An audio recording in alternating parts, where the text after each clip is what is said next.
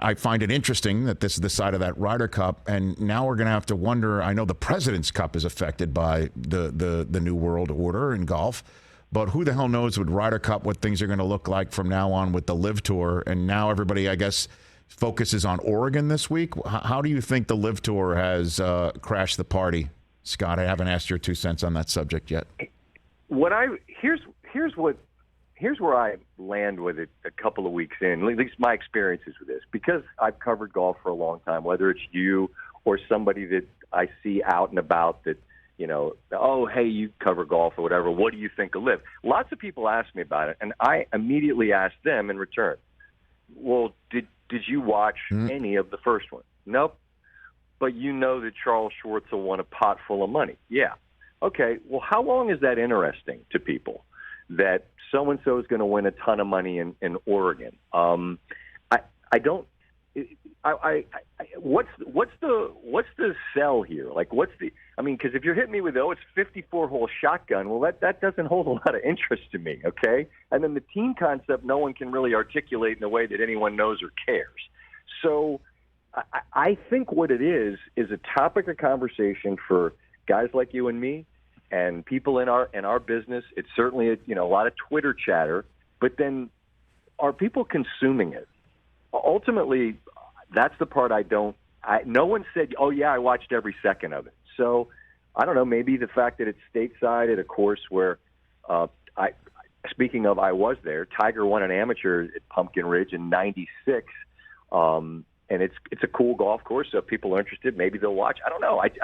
It feels like something we talk a lot about, but I don't know who's paying attention to the actual product, and that's at some point a problem. Well, I guess the tipping point will be if some of the events on the PGA Tour that would normally be star-studded is not as much because they're not there because they've been suspended for playing a couple of events. You're spot on, but the bigger, I think that's an issue, and if you end up with two tours and that's never happened with football, and it never will, where, there's, way back in the day, like the USFL, some guys went or whatever. But if you end up with two tours that are sort of split down the middle and you're half and half, well, then the sport is crushed by that, because then your attention's diverted and no event has a great field. But what'll happen, the tipping point really will be what happens with majors, because these guys were all allowed to play this week. If there's some sort of change where the Masters or the RNA that runs the Open Championship or the PGA of America or the USGA says, look, we're not going to have you guys because you don't have enough official World Golf ranking points because you only earn those for events that are 72 holes, well, then that'll be the issue. And maybe if you're Dustin Johnson and you got 150, you're like, I won a couple, I don't care. But I think they do care.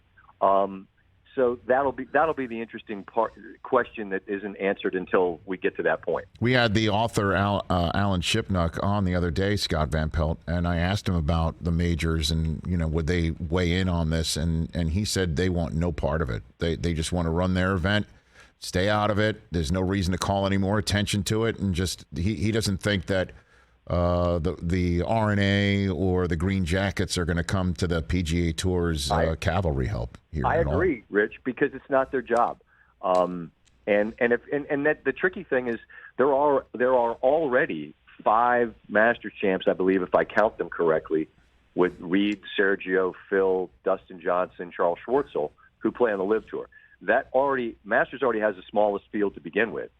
So if you want the Masters to step in and say, 5 of our past champions, all of whom still can't compete, and then however many other guys that are part of that field that are draws, Louis Oosthuizen, who's been close to winning here on a number of occasions, among others, they don't play. Well, now all of a sudden our field's down to like 80 guys or something. I mean, that's not for them necessarily. I can't imagine them doing that. And then do they want to be the precedent setters, that others follow? I don't know. I'm with Alan on that. I think it's going to be, everyone's looking around at somebody else saying, you be the lead blocker on this one.